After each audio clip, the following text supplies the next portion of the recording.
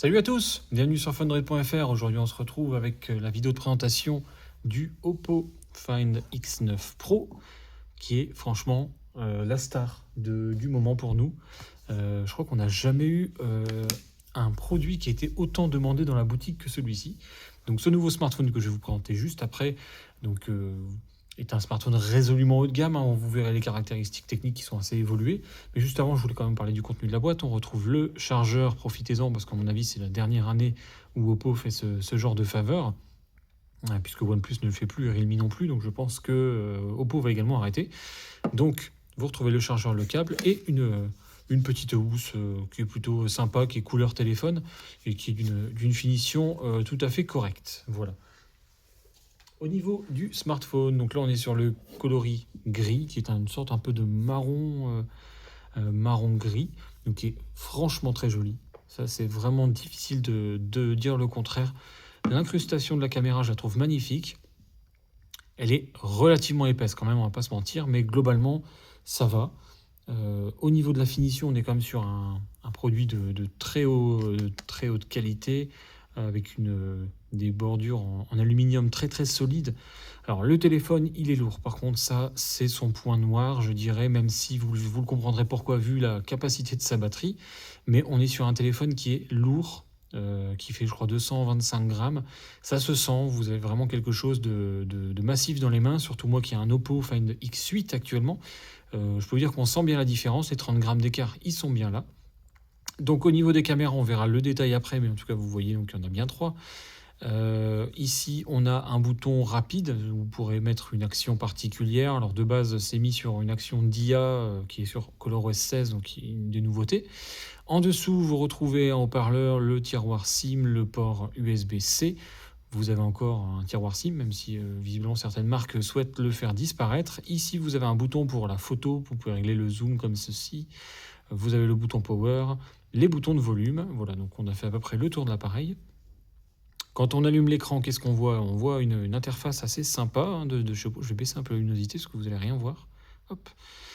On est sur une nouvelle interface assez sympa qui s'appelle ColorOS 16, puisqu'on avait ColorOS 15, et donc là, la nouvelle version de ColorOS vient de sortir avec cet appareil. Et donc d'ailleurs, si vous avez un Oppo de l'année dernière type X8 ou X8 Pro, vous aurez la mise à jour là incessamment sous peu, si ce n'est pas déjà le cas.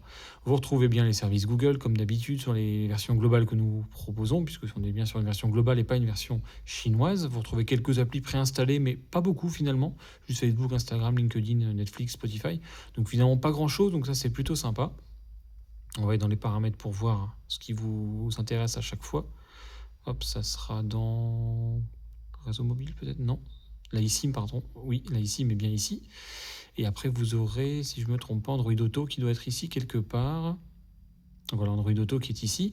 Donc vous avez toutes les connectivités que vous attendiez. Donc Android Auto, la eSIM. On est bien, je vous disais, sur Android 16 et ColorOS 16. Donc vous voyez un petit peu les specs. Là, on est sur une version 512. De toute façon, il n'y a que ça. La batterie, donc je vous verrai après, mais déjà, vous avez un premier aperçu. C'est énorme. J'ai jamais vu de téléphone avec une aussi grosse batterie, à part quelques cas exceptionnels. Là, on est quand même sur quelque chose de vraiment très, très imposant. Et donc on va aller sur le site Fundroid, comme ça vous pourrez voir. On nous demande également régulièrement quels sont les modèles. Vous voyez CPH 2791. On va aller sur Fundroid, comme ça vous pourrez voir un petit peu l'appareil. Donc il est à 1049,90 €. Il existe en gris et il existe en blanc. Voilà, en blanc, donc un peu plus sobre, un peu plus classique, un petit blanc argenté. Petite nouveauté sur Fundroid, on vous a rajouté ça pour que vous puissiez avoir les accessoires à chaque fois. Donc pour un chargeur supplémentaire, puisqu'il y en a un dans la boîte, et une housse, puisqu'on s'est allié avec la marque Dux du 6 qui propose ce type de housse, voilà, qui est pour le coup beaucoup plus qualitative et solide que celle que vous retrouverez dans la boîte. Et au moins vous avez quelque chose d'assez esthétique, hein, de transparent, donc c'est plutôt pas mal, avec des contours noirs. Donc voilà, ça c'est une housse que je ne peux que vous recommander si vous souhaitez protéger quand même un téléphone qui coûte quand même une belle petite somme. Au niveau de la fiche technique, on va regarder ça ensemble.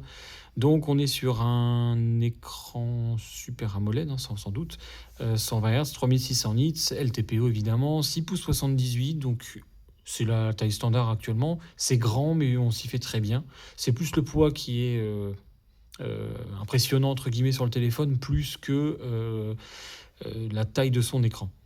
On est sur Android 16, comme je vous disais. Le processeur, c'est le nouveau MediaTek Dimensity 9500, donc du très haut de gamme. Il n'y a pas mieux avec il se tire la bourre avec le nouveau Snapdragon, mais sinon on est sur quelque chose d'extrêmement évolué. Au niveau caméra, donc pas triple caméra comme je vous disais, mais quad, puisqu'il y en a une supplémentaire de 2 millions de pixels, mais on ne va pas la compter réellement. On est sur un capteur principal Sony de 50 millions de pixels, un téléobjectif 200 millions de pixels de chez Samsung, et un ultra grand angle 50 millions de pixels de chez Samsung. Autant dire, ce téléphone en téléobjectif, c'est monstrueux. Pour ceux qui ne connaissent pas vraiment téléobjectif, c'est principalement ce qui vous sert à zoomer, donc faire des photos en zoomant. Et là, vous aurez une qualité vraiment exceptionnelle là-dessus. Caméra frontale 50 millions de pixels également, eSIM, double SIM, compatible toute bande 2G, 3G, 4G, 5G, Wi-Fi 7, Bluetooth 6, NFC, capteur d'empreinte. La batterie, donc je vous disais 7500 mAh, alors ça c'est vraiment énorme. Alors là, si vous arrivez à ne pas tenir une journée avec lui, je serais vraiment très étonné, parce que là vous pouvez tenir facilement 2 jours, voire même peut-être 3. Il supporte la charge 80 watts, donc super VOOC. Il est compatible sans fil AirVOOC 50 watts, donc vous pouvez le recharger très rapidement. Au niveau des dimensions, on a 8,2 mm d'épaisseur, donc c'est pas énorme, surtout quand on voit ces nouvelles batteries silicium carbone. 8 mm 2, c'est la taille c'est l'épaisseur d'un smartphone beaucoup plus standard, avec des batteries beaucoup plus petites, donc il est même pas vraiment plus épais, sauf qu'il a une batterie massive. 224 grammes, comme je vous disais, dans la boîte on a vu ce qu'il y avait déjà. IP68, on n'a pas précisé également IP69, vous avez toutes les langues, vous avez tous les services Google. Donc franchement, ce téléphone, je comprends la hype autour, c'est vraiment un téléphone qui est assez exceptionnel. Et automatiquement, je ne peux que vous le recommander si vous cherchez ce qui se fait de mieux aujourd'hui. Moi, je vous dis à bientôt pour une prochaine vidéo. Salut!